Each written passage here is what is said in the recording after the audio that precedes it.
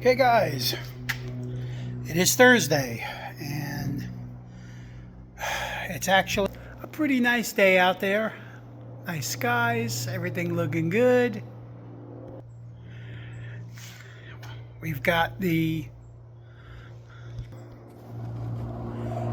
bumper replaced on the 77 Trans Am.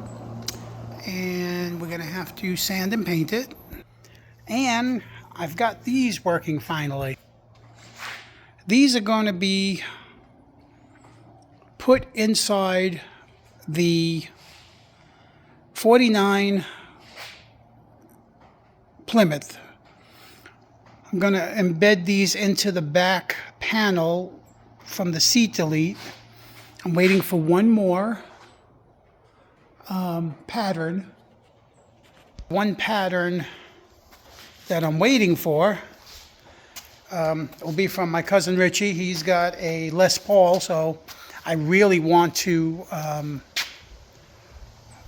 have a Les Paul back there as well. Not sure how I'm going to do all this, but it'll be good. All right, guys, like and subscribe, and we'll see you tomorrow.